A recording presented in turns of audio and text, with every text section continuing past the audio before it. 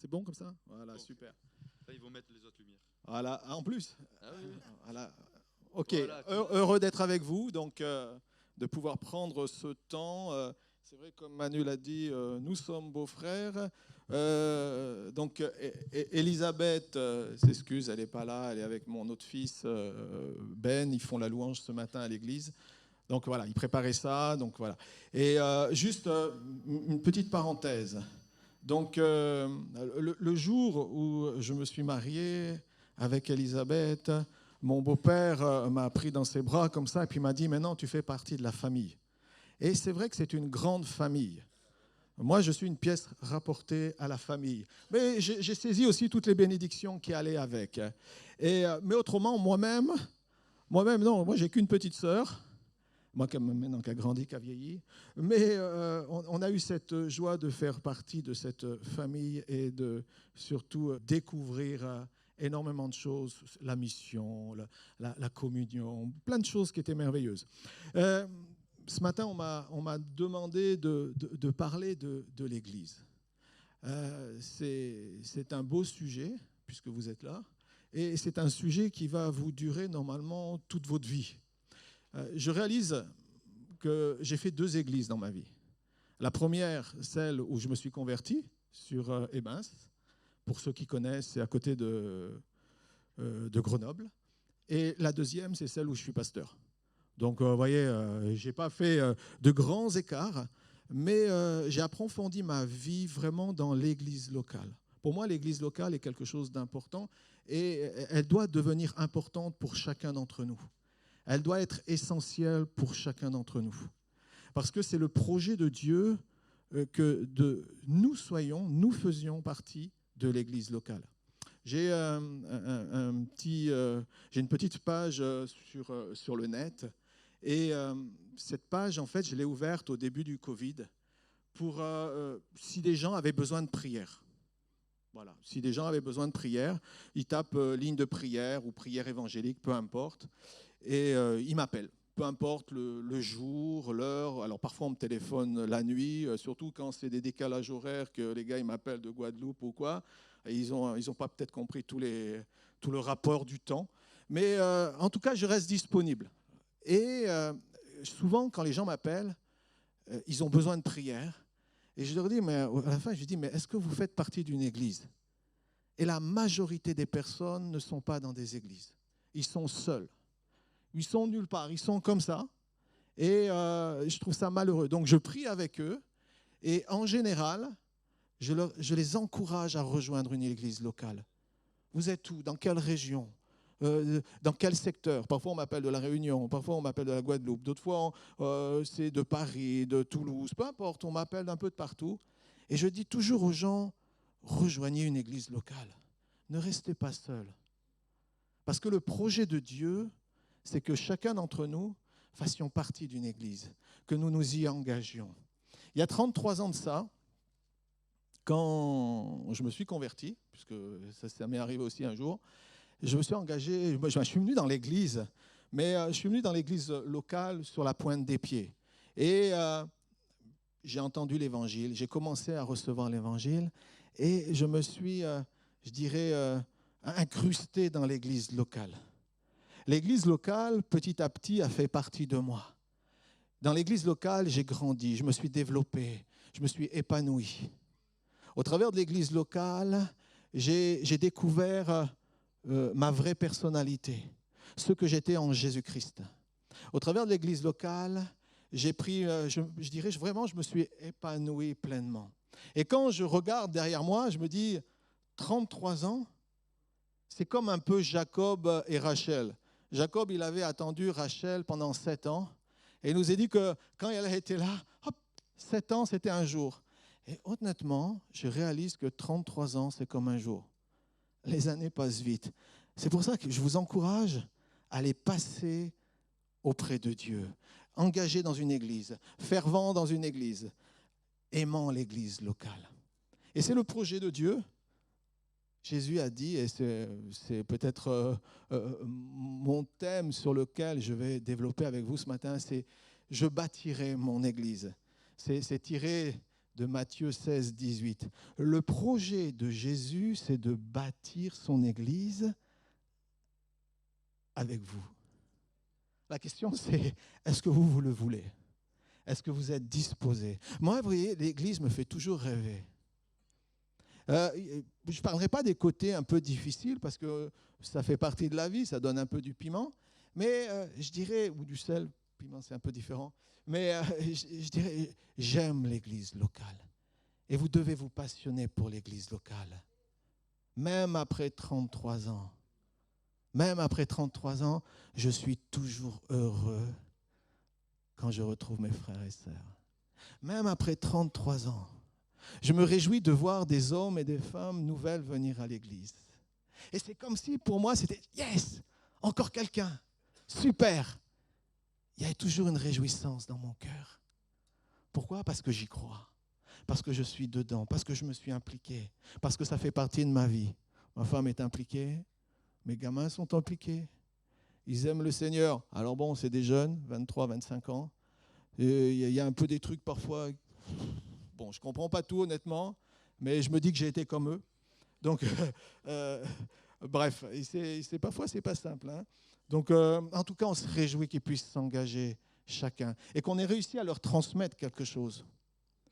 Transmettre, communiquer, donner l'amour de l'Église, la passion de l'Église. Parfois, les gars, ils viennent et ils me disent « Non, mais là, tu n'aurais pas dû prêcher comme ça. Non, mais là, ça aurait été mieux que tu dises ça. Et puis si on faisait ceci, et puis si on mettait cela. » Vous savez, ce qui est merveilleux, c'est de leur avoir transmis ce que moi-même, on m'a transmis. L'amour de l'Église locale.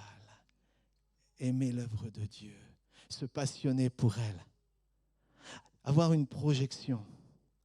J'avais lu dans un, je ne sais plus dans quoi, et il était dit qu'il y avait des hommes qui étaient allés sur un chantier, et on a posé la question à 3 personnes.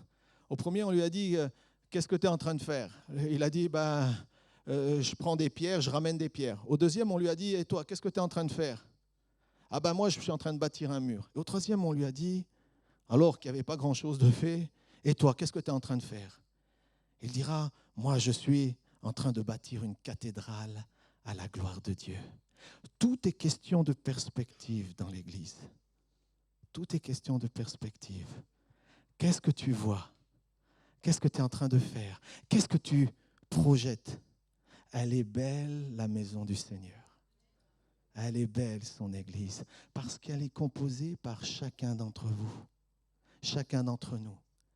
Et moi, je me passionne pour elle, parce que je dois tout à l'Église. Je me souviens quand je suis arrivé il y a 33 ans dans l'Église, je me verrais aujourd'hui là, je regardais, je me dit, c'est toi ça?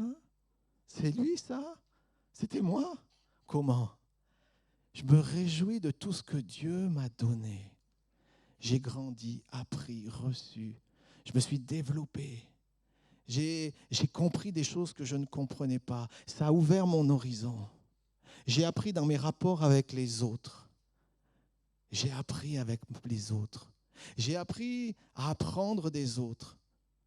J'ai appris à recevoir, à donner, à partager. C'est quelque chose de merveilleux. Et ça nous est donné à chacun. C'est pour ça, ce qui est important, ce n'est pas de tenir un petit peu, c'est de persévérer dans le temps. Persévérer dans le temps, dans l'engagement, dans la ferveur, dans la passion. Et Dieu vous ouvrira des horizons. Quand je me suis converti, je me souviens, on m'a confié une mission.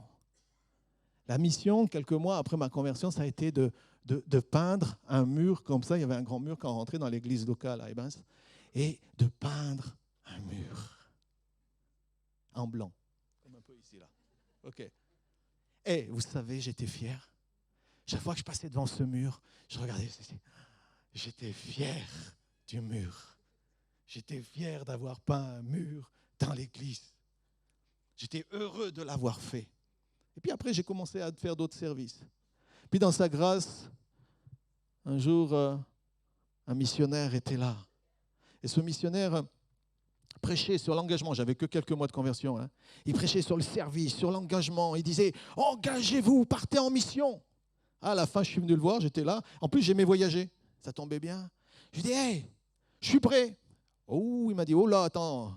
T'es qui d'abord, toi? Ben voilà, moi je m'appelle un tel, voilà, ça fait quelque...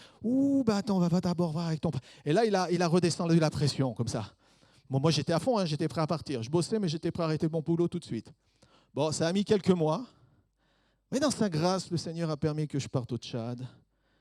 Et là, ça a été la décantation complète.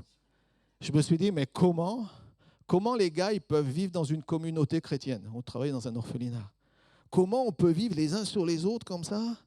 Et c'était pas facile. Hein, c'était pas facile. J'ai beaucoup appris sur moi-même, sur mon caractère, mais j'ai accepté le défi.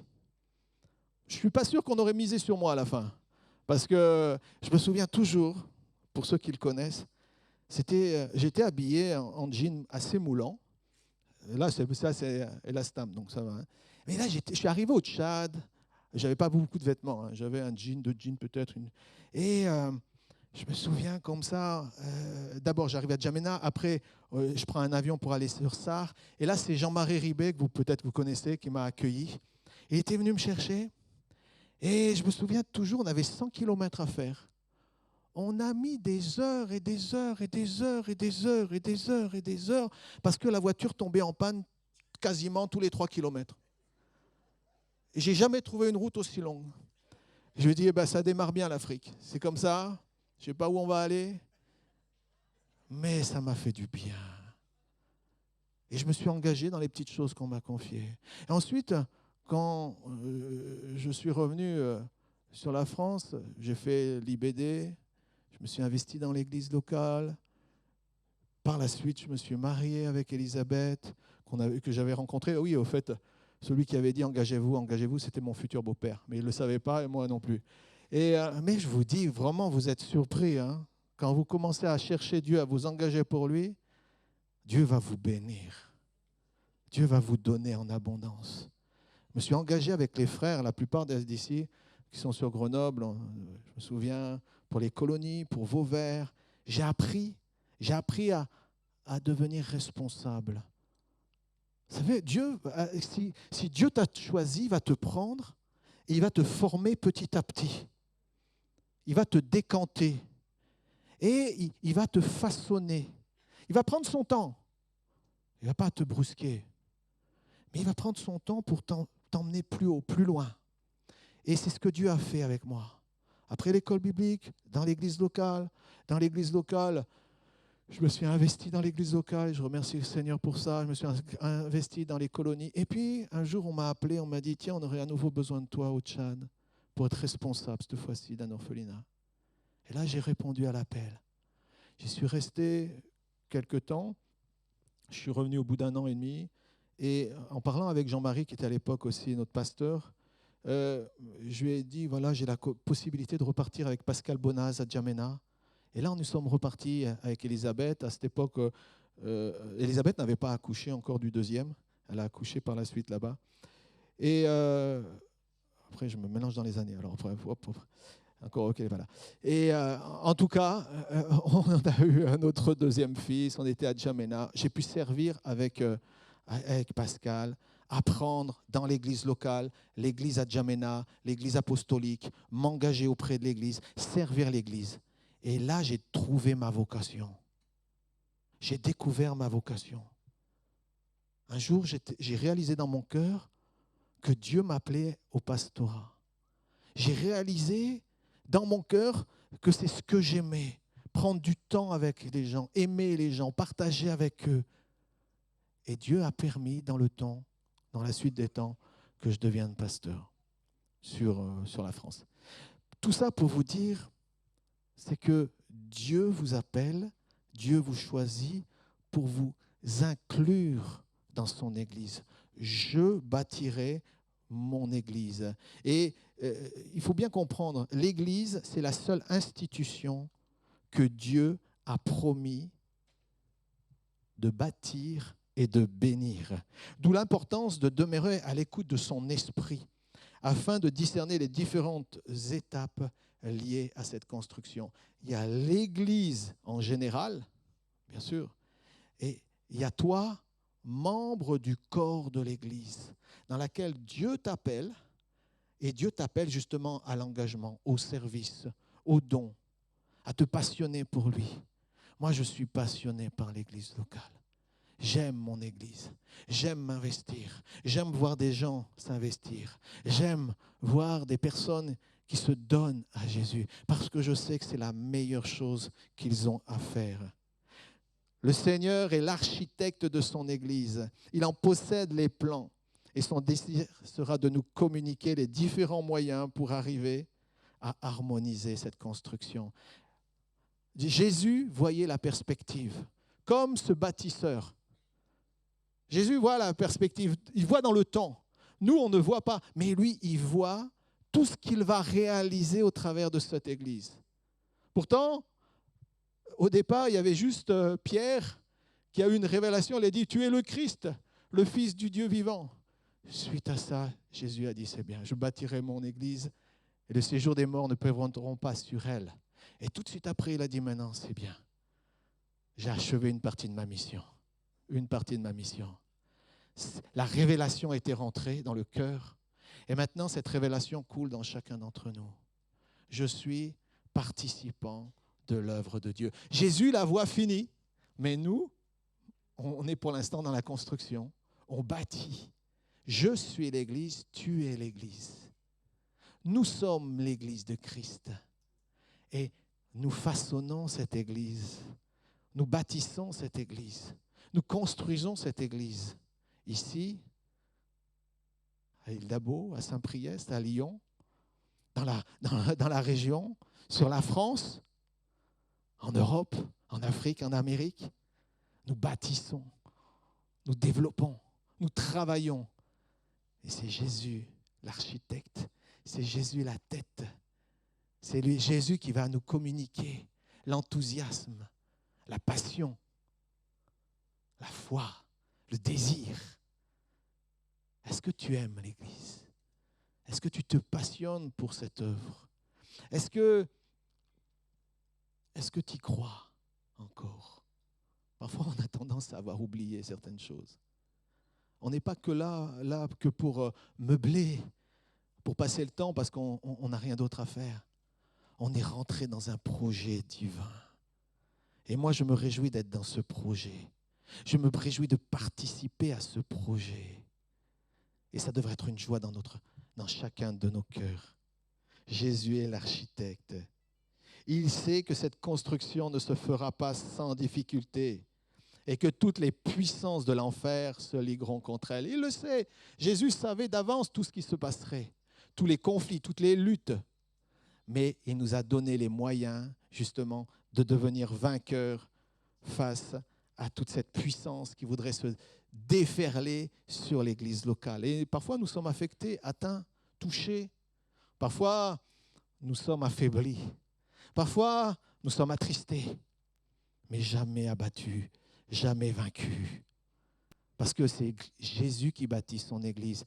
Ici et à Saint-Priest. Vous savez, j'ai appris à relativiser beaucoup de choses dans le temps. Avant, j'étais un peu plus peut-être cassant, caustique, un peu plus dur, un peu plus ferme. Aujourd'hui, je dis, Seigneur, de toute façon, je te confie les choses. Vaut mieux parce que toi, tu es le garant de ma sécurité. Donc, je te confie ton Église. Et souvent, j'ai vu des situations être changées, transformées, parce que c'est Jésus qui prenait en main son Église. Saint-Priest, ce n'est pas mon Église.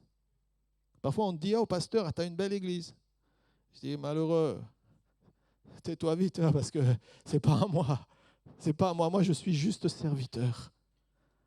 Si tu connaissais mes compétences et mes capacités, tu prendrais peur. J'en ai pas. Même moi, je suis étonné parfois. Je me dis, mais comment tu m'as choisi? Tu sais, je suis là, je dis, mais il n'y en avait pas un autre, Seigneur? Il n'y en avait pas un autre. C'est-à-dire, il y a des gens qui sont plus talentueux que moi. Il y a des gens, honnêtement, ils ont plus de capacités, de dons. J'ai l'impression qu'il y en a, ils ont tout reçu. Et moi, je me dis, mais Seigneur, je n'ai pas grand-chose. Oui, mais j'ai la grâce. J'ai compris ce que c'était que la grâce de Dieu. Et je vis avec cette grâce. J'apprends à vivre de dépendance, dans la dépendance. Et puis aussi, bon, j'ai un travail sur moi-même un jour. Un jour, un serviteur de Dieu m'a dit, avant de me mettre ancien, Yves, on te pardonnera beaucoup de choses, à condition que tu restes honnête. À condition que tu restes honnête. J'ai serré cette parole dans mon cœur.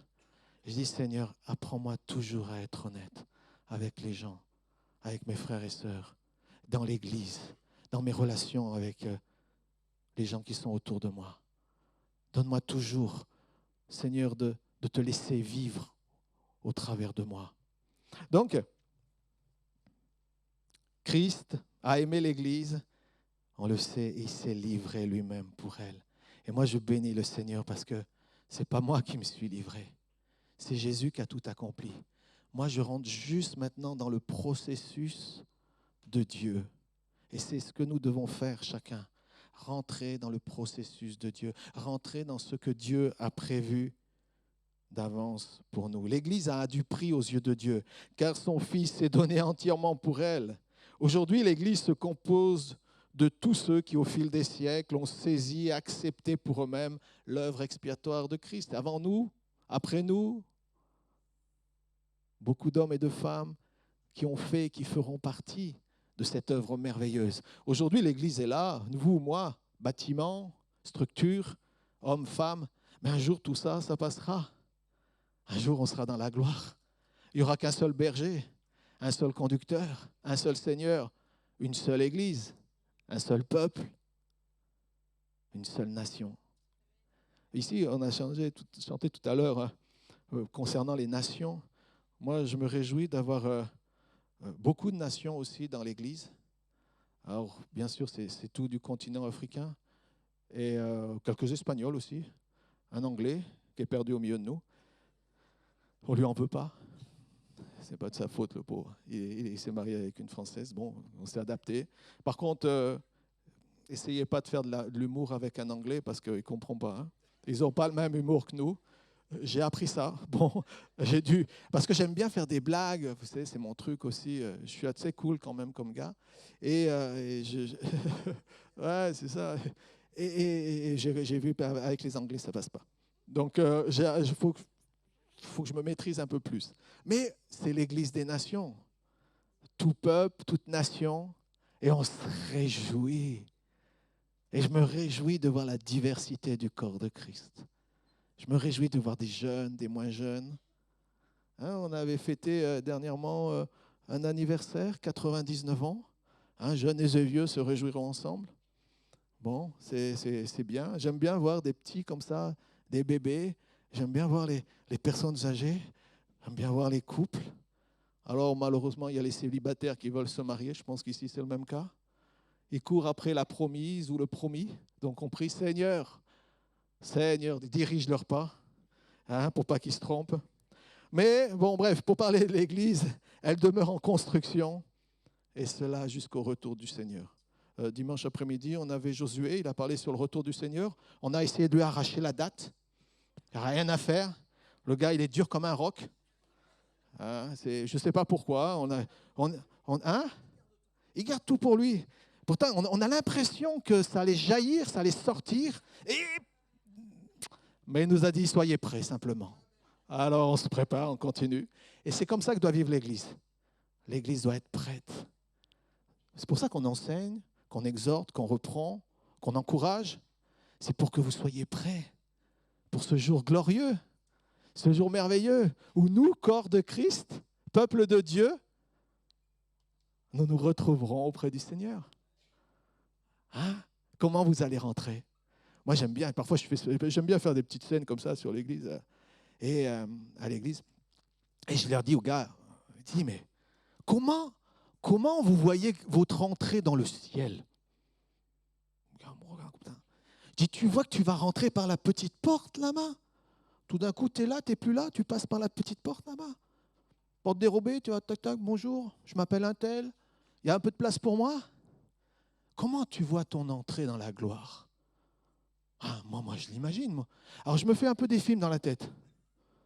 Mais moi, je m'imagine, au dernier jour, je fermerai les yeux, tac, instantanément, il nous dit, on dort. Donc, je vais me réveiller. je me réveillerai. Et là, il y aura des escaliers. Je monterai des escaliers vers la gloire de Dieu. Et là, il y aura tous ceux qui nous auront précédés, tous les témoins, qui diront « Ouais, c'est bien, t'as gagné, t'es super, tiens, t'as le bon bout, va jusqu'au bout. » Et là, je monterai comme ça jusqu'au moment où je verrai mon Père dans la gloire, avec les anges partout qui seront là. Et moi, je ne me suis pas trompé de chemin, hein. Je sais où je vais. Je rentre dans la gloire. Mon projet de vie, c'est ça. C'est ma destinée. Je ne vais pas rentrer par la petite porte dérobée, je ne vous le souhaite pas. Comme ça, écoutez, je me suis trompé, je ne sais pas trop, est-ce que j'ai un peu de place? Non, non, non, non, non, non. Sois heureux d'être croyant. Sois heureux d'être chrétien. Sois heureux de servir Dieu. Sois heureux d'appartenir à un peuple, à une nation. Sois heureux d'avoir été régénéré, transformé, embelli, anobli par Dieu. Et il te redonne de la dignité. Écrasé que l'on était, il relève notre tête. Abandonné, tu deviens fils et fille de Dieu. Rejeté, tu es accueilli. Tu rentres dans la maison du Père. Moi, je m'éclate, hein. Je suis content avec le Seigneur. Franchement, c'est une joie de servir Dieu, même après 33 ans. Parce que c'est jamais pareil. Jamais pareil. On a toujours quelque chose à apprendre, quelque chose à découvrir, un lieu où s'investir, un lieu où participer ou donner. Quelle joie de penser différemment, quelle joie d'être différent. L'Église locale regroupe les rachetés. Ici, vous avez les rachetés de l'île d'Abo, de Rives, de Grenoble, de Romans, de Villeurbanne, et j'en oublie, qui se rassemblent pour le louer, le prier, vivre la communion ensemble, être édifiés. Voilà ce qu'est l'Église locale. Un lieu merveilleux. Un lieu où sont réunis, dans la Bible, il est dit qu'on porte des noms, la multitude de ceux qui ont cru, les disciples, les saints, les frères, mes bien-aimés, des chrétiens, les nôtres. On a plein de noms. Mais on a un seul Père, une seule foi, un seul objet, un seul but, un seul amour, une seule passion, Jésus-Christ, Dieu Sauveur. Jésus-Christ qui nous a relevés, guéris, transformés. Oh Jésus, que tu es bon. C'est pour ça que j'aime parler de Jésus, j'aime témoigner de Jésus, j'aime annoncer Jésus-Christ. Régulièrement, on va dans la rue, tous les 15 jours, on va au métro. Nous, on a trouvé notre place, on est au métro de Paris et on fait de l'évangélisation. On est une petite équipe et on y va le samedi après-midi. Et quand je suis en évangélisation, je dis toujours, Seigneur, moi je ne veux pas 30 000 personnes, hein. Je ne veux pas 15 personnes, je veux la personne. La personne à qui je vais pouvoir parler de ma passion. Est-ce que, là je vois, il y a beaucoup de jeunes. Est-ce que vous faites de l'évangélisation, les gars? Ouais? Dites-moi là, un petit peu. Est-ce que vous parlez de Jésus? Ou est-ce que vous hésitez? Est-ce que vous en avez peur? Est-ce que vous en avez honte? J'ai 58 ans. Je n'ai pas honte de Jésus. N'ayez jamais honte de lui. Et le témoignage, c'est quelque chose de beau. C'est vrai, on se fait rembarrer, mais c'est le jeu. Ça fait partie du truc. De toute façon, le peu que tu sais, t'en sais toujours plus que tous ceux qui sont dehors. Donc, tu n'as pas à te faire de soucis. C'est pour ça que c'est important d'aller, de parler, de témoigner, de transmettre une personne. Et là, samedi dernier, il y avait celui que j'attendais. Le gars, il ne connaît rien. J'ai dit, c'est super. Lui, il ne connaît rien. C'est l'idéal quand il ne connaissent rien. T'en connais tellement. Ne me dites pas que vous ne savez pas, vous ne connaissez pas. Dites pas, oh ben tiens, je vais encore faire une formation, de la super formation. Mais ça ne te servira à rien de toute façon. Vas-y, commence à y aller. Il y a des églises, ils commencent par faire des formations sur l'évangélisation, comment faire. Et à la fin, ils ne font rien. Je dis, les gars, il faut y aller d'abord. D'abord, allez-y. Et éventuellement, après, formez-vous. Pourquoi pas? On peut essayer dans l'autre sens. Si ça ne marche pas dans l'un, ça peut marcher dans l'autre. On s'adapte à tout, nous.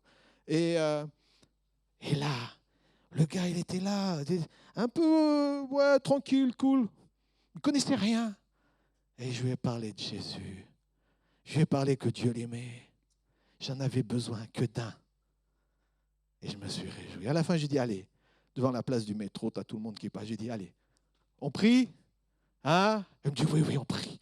Allez, il ne savait pas ce que c'était de toute façon. Je dis, allez, on va prier. Seigneur, et je l'ai béni, je l'ai recommandé. Et j'ai été un jalon pour ce gars.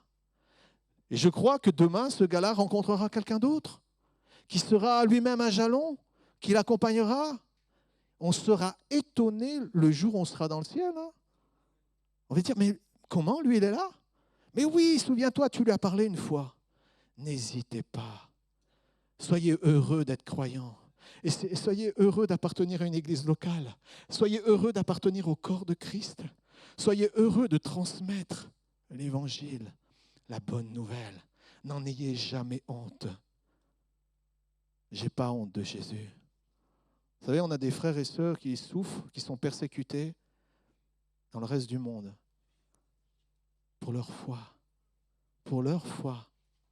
Si nous, aujourd'hui, nous ne sommes pas persécutés et que nous hésitons au témoignage, à la transmission, qu'est-ce que ça va être le jour où ça va nous tomber dessus? Parce qu'il y a des répétitions générales qui se sont faites. On ne sait pas comment demain sera. Travaillons, témoignons, parlons pendant qu'il fait jour, qu'on en a la possibilité. Et surtout, tu n'es pas tout seul. Tu as le big boss derrière toi. Il est là. Il t'accompagne. Tu dis, va, je suis avec toi. Il a dit, je suis avec vous tous les jours. Donc, dans le témoignage, il est avec toi.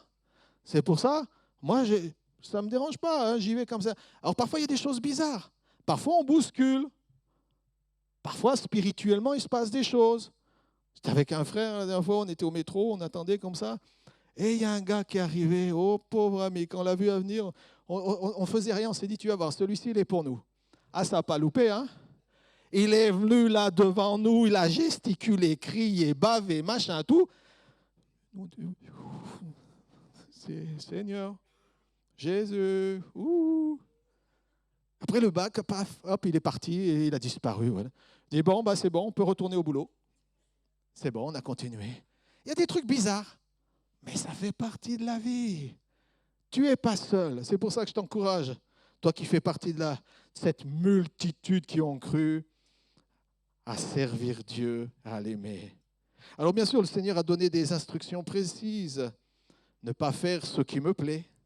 C'est un peu à la mode aujourd'hui aussi. Je fais ce qui me plaît. Ou je le fais si je le sens, si j'ai un coup de cœur ou pas. Non, ce n'est pas comme ça que ça marche avec ce Seigneur. Avec le Seigneur, il te dit, vas-y. Je t'ai oint, je te donnais les capacités. Tu as mes mots, tu as ma parole. Va, parle en mon nom. Témoigne en mon nom.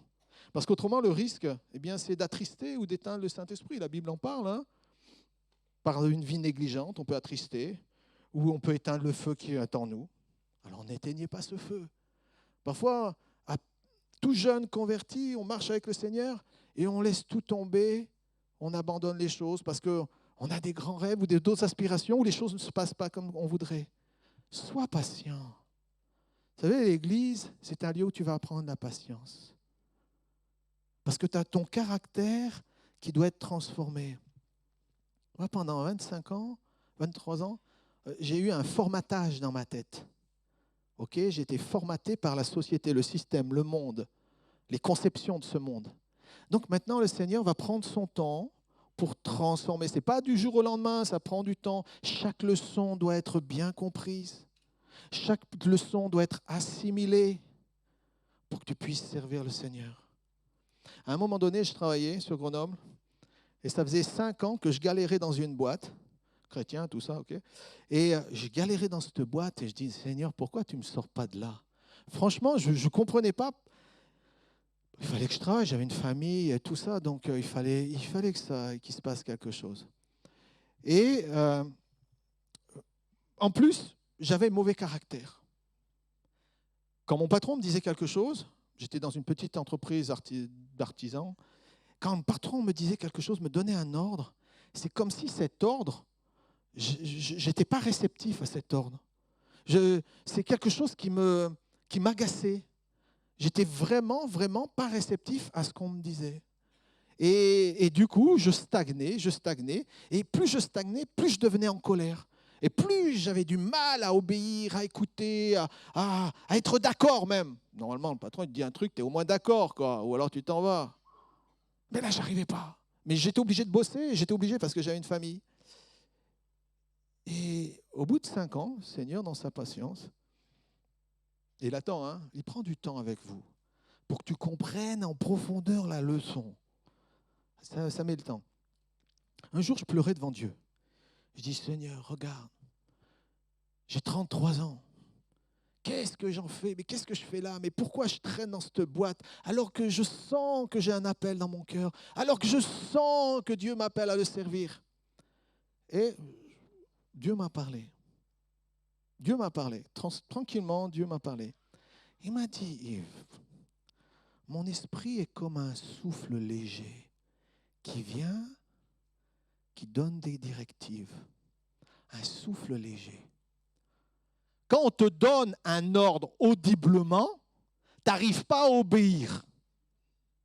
Tu te mets en colère. Tu réagis. Tu n'es pas d'accord. Tu contestes. Tu revendiques. Comment tu veux, avec cet état d'esprit, entendre le souffle léger te parler? Et là, tout d'un coup, je dis, touc, il y a une lumière qui s'est faite dans ma tête. Je dis, d'accord, Seigneur. Donc, je vais apprendre à obéir. Et c'est pendant 6 mois, j'ai obéi à tout ce que me disait mon patron, sans contester. Alors vous disiez, c'est d'hypocrisie. Non, non, non, non, j'avais compris la leçon. Je faisais tout. Il me dit, faites ça. Je faisais ça. Il me dit, laissez ça, faites ça. Parce que je ne supporte pas, en fait, je ne supportais pas, parfois peut-être encore, de commencer quelque chose et de ne pas le terminer. Ça, c'est un truc. Eh bien, laissez ça. Hop, je laissais. Faites ça. OK, pas de problème. Et ça pendant 6 mois. Et surtout, j'ai mis du zèle dans tout ce que je faisais. 6 mois après, il m'appelle, il me dit, Yves. Je dis, oui. Pourquoi vous faites tout ce que vous faites? Mais je lui dis, mais parce que vous êtes mon patron et vous me le demandez. Il m'a regardé comme ça. Et moi, j'étais heureux. J'étais heureux, j'avais gagné une victoire. Quelques mois après, hop, mon temps était fini. Une autre porte s'est ouverte. J'avais compris la leçon. Dieu a travaillé mon caractère. Vous savez, c'est important. On voudrait lâcher parfois. On voudrait abandonner. On voudrait capituler. On voudrait dire, j'en veux plus, j'abandonne. Dis-moi jusqu'à quelle heure on a? Parce que je peux continuer comme ça après. Non, mais moi, je peux continuer, mais c'est jusqu'à quelle heure? Parce que je vois la montre. Ok, d'accord. Pas bon. Je prends plus alors. Ok. Non, pour vous dire, Dieu travaille en profondeur. Parce qu'il veut le meilleur pour toi. Et voyez-vous, ça m'a permis d'être plus efficace dans le service. Ça m'a permis d'être plus efficace. Une autre chose que je dis souvent à l'église, je leur dis, Église, je ne vous aimais pas. Non, mais attends, pour un pasteur quand même. Ok, ça la fout mal. Hein. Eh bien, vous savez quoi? Je me suis rendu compte un jour que je n'aimais pas les gens. Et je n'aimais pas leurs petits problèmes, en fait. J'aimais pas les petits kikis, les petits quoi, les petites situations, les machins. Ça me bassinait, ça me prenait la tête. Pour moi, c'était, les gars, on sort, on y va au combat. Faut y aller. Faut y aller. Et j'ai réalisé que je manquais complètement de compassion. Je n'étais pas encore pasteur, ok? Mais c'est pour dire avant de l'être. Et j'ai pris conscience que je devais changer au niveau du caractère. Que ce n'était pas normal que j'aime pas les gens. Alors comment Dieu s'en est pris? Dieu m'a fait vivre tous les problèmes des gens dans l'église. Pour que j'apprenne à avoir de la compassion. Les petits problèmes, les petits kikis, les petits quoi. T'as mal là. Ah, tu sais, on vient te voir. J'ai mal là, tu peux prier pour moi. Ah, il y a mal là, tu peux prier pour moi. Ah, j'ai un problème avec les finances, tu peux prier pour moi. On va prier pour toi. J'ai appris à mes dépens. Mais plus vite tu apprends, plus vite tu passes de l'autre côté. Hein. C'est pour ça, je ne sais pas ton caractère, tes attitudes, tes comportements, je ne sais pas où ça bloque dans ta vie. Comprends les leçons que Dieu veut te dire. Parce que tu vas voir, ça, tu passes de l'autre côté. Et là, j'ai dit, Seigneur, qu'est-ce que je les aime, mes frères et sœurs. Oh, qui sont beaux, qui sont merveilleux. Jésus, donne-moi plus d'amour pour eux. Oh, je ne veux plus les juger, les condamner. Je ne veux plus rien, Seigneur. J'ai appris à mes dépens. J'ai compris la leçon. Et ça va beaucoup mieux aujourd'hui. Parce que je les aime. Et ils le savent. L'église locale nous façonne, nous transforme, nous bonifie, nous embellit. Je n'ai pas appris ça tout seul. J'ai appris ça parce que j'étais dans un contexte d'église, dans une communion avec des frères et sœurs. Alors, est-ce que peut-être tu as levé le pied? Je t'encourage vraiment à réaccélérer parce que c'est merveilleux que de faire partie de l'église locale. L'église locale, toi, tu es une lumière qui brille dans les ténèbres. Tu deviens une habitation de Dieu en esprit. Et surtout, le Seigneur t'a appelé au ministère de la réconciliation, à réconcilier les hommes avec Dieu. Toi, tu l'es, mais les autres ne le sont pas. Et c'est ta mission première dans le témoignage, dans le partage. Nous sommes partenaires et acteurs de ce merveilleux projet divin qui est l'Église, corps de Christ. Un ensemble de personnes qui allons ensemble vivre une aventure de foi. Parce que l'Église, c'est une sacrée aventure, je vous le dis. Où parfois tu es sur la corde raide. Et tu te dis, mais hop. Le Seigneur te rattrape. Tu dis, merci Jésus. C'est une aventure de foi que l'Église. Et vraiment, tenez ferme, ne lâchez pas. Soyez dépendants de Christ afin de faire connaître ses grands exploits. Combien de fois Dieu a pourvu? C'est l'expérience qui vous fera vivre ces choses-là. C'est de tenir où vous verrez des belles choses. Combien de fois Dieu a pourvu financièrement, au niveau de la santé, au niveau des relations, à tous les niveaux, Dieu a été fidèle parce que je n'ai pas lâché. Et si tu ne lâches pas, aujourd'hui peut-être ça va, mais demain peut-être il y aura des temps de pression, des temps de tension. Ne lâche pas. Regarde Jésus. Continue à déposer tout fardeau à ses pieds. Continue à être l'Église dépendante de Christ. Et tu feras connaître ses exploits. Tu feras connaître sa puissance. Le caractère de Jésus se manifestera dans ta propre vie. Tu sauras ce qu'est l'autorité en étant toi-même soumis à l'autorité. J'ai dû apprendre à la soumission. Et ce n'est pas évident. Hein? Mais comment c'est un truc tout simple, mais je veux dire, comment donner des ordres aux gens si toi-même, tu n'as pas appris à en recevoir? C'est un principe de base. Donc j'ai dû apprendre d'abord à obéir. J'ai eu d'abord apprendre à écouter, à servir, pour qu'un jour, avec l'expérience, je puisse aussi transmettre, donner et demander. Parfois exiger, mais c'est plus rare. Je ne suis pas quelqu'un qui exige. Ça, c'est le Seigneur qui doit parler au cœur. Donc le Seigneur va te permettre cet apprentissage afin de croître et de grandir. Ta vie a pour vocation de célébrer la grandeur de Dieu, sa majesté, c'est dans l'Église, hein, proclamer sa gloire, sa sainteté, son amour, ses hauts faits, ses bienfaits envers nous. Et on sait qu'aussi dans ce corps qu'est l'Église, toi, moi, eh bien tu vas apprendre ce qu'est la célébration, célébrer Jésus. Tu vas apprendre le repas du Seigneur, combien Christ a été bon pour toi en souffrant et combien tu lui es reconnaissant. Tu vas découvrir ce qu'est le baptême d'eau, l'engagement, la mort à soi-même.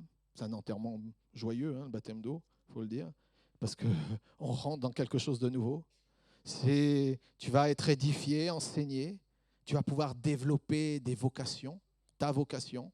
Je ne sais pas quelle est ta vocation, je ne sais pas à quoi tu es appelé, mais en tout cas, je n'ai aucun doute à ce que chacun d'entre nous ici avons notre part à faire dans le corps. Parce que nous sommes un corps et Dieu a donné des dons, ok, dans ce corps. Donc vous avez tous capacité, dépendance, reçue de la part de Dieu pour accomplir des choses. Juste pour les jeunes. Quand, au début de ma conversion, ensuite, quand vraiment je me suis engagé avec Jésus, et puis dans les premières années, j'étais sur Grenoble et j'aimais prendre mon vélo quand j'avais des jours de repos avec mes traités. Et je partais en vélo comme ça, dans les parcs et tout, et je donnais des tracts aux gens. Je donnais ces petits traités de la CLC qui existent depuis 40 ans, là, mais qui ont fait leur chemin. Et ça me donnait une ouverture pour témoigner de Jésus. Témoignez toujours de Jésus. N'en ayez jamais honte. L'Église locale est importante parce que la parole y sera annoncée, on sera encouragé, motivé. Parfois, on sera confondu, convaincu, péché. Parfois, aussi, bien souvent, on sera restauré. Et dans l'Église, nous apprendrons à persévérer comme Jésus, à faire le bien comme il le fait, à aimer comme il a aimé, à obéir comme il a obéi. On apprendra dans l'Église, et c'est tout ce que j'ai appris durant ces 33 ans, la redevabilité. Ma parole a un prix. Nous honorons nos engagements. Tu sais, c'est tellement facile de dire je ne peux pas, je n'ai pas envie. Un petit mensonge, ça ne fait pas de mal. J'ai pas le temps, tu sais. Ou j'ai un truc à faire. Non, j'ai quelque chose à faire. Puis tu te dépatouilles d'un truc. Non, tu t'engages, tu sers, tu honores tes engagements. L'Église, c'est un lieu du vivre vrai, où il fait bon être ensemble. Ce n'est pas un lieu d'hypocrisie. En tout cas, moi, c'est ce que je vois. C'est ce que je veux voir. Je vois la finalité, je vois la cathédrale, je vois le royaume. Pas de mensonge, pas d'hypocrisie. Je veux voir avec les yeux de Jésus. L'Église, il faut la voir avec le regard neuf. Quand tu es imprégné du Seigneur, tu apprends à regarder l'Église avec son regard. Oui, il y a des défaillances, oui, il y a des tas de trucs, mais parce qu'on est humain. Mais tu apprends à continuer à la regarder avec le regard du Seigneur. Et elle est belle, son Église. Et vous êtes beaux. C'est ça qui est important. L'Église, un lieu rempli de personnes fidèles et volontaires, zélées pour faire l'œuvre de Dieu. L'Église, c'est ce que nous sommes, hein, d'accord? Vous, moi, hein? Un lieu de partage et de joie où nous pourrons exprimer nos peines, si besoin, et recevoir des paroles de consolation. Combien de souffrances et de peines, et combien ont besoin d'être encouragés, soutenus, c'est dans l'Église. L'Église, un lieu où nous pourrons traverser ensemble les différentes tragédies qui parsèment notre existence. Un lieu où nous serons jamais seuls pour porter nos fardeaux. Il y a des gens qui sont seuls pour leurs souffrances, leurs peines. Et l'Église, c'est un lieu où tu pourras te confier, parler, où on pourra prier, où tu te serais entouré et aimé. L'Église est un lieu où, comme je viens de dire, où on se sera aimé, apprécié, respecté. Un lieu où je pourrai être pleinement utile. Un lieu où on aura besoin de moi, où l'on me fera confiance. C'est le premier endroit où on m'a vraiment fait confiance, c'était dans l'Église. On m'a confié des choses, alors que, franchement, même moi, je ne sais pas si je me laisse reconfier. Honnêtement, hein, parce que parfois, on est défaillant. On vous confiera des choses, parce qu'on croit en toi. Un lieu où on croira en toi et en ton potentiel. C'est pour ça qu'elle est belle, l'Église. L'Église, je vais terminer avec ça, c'est le lieu de la deuxième, de la troisième, de la quatrième chance. Car ce ne sont pas mes erreurs et mes échecs qui détermineront mon avenir, mais uniquement la grâce de Dieu à mon encontre. Et combien d'erreurs j'ai fait. Je vous dis, en 33 ans,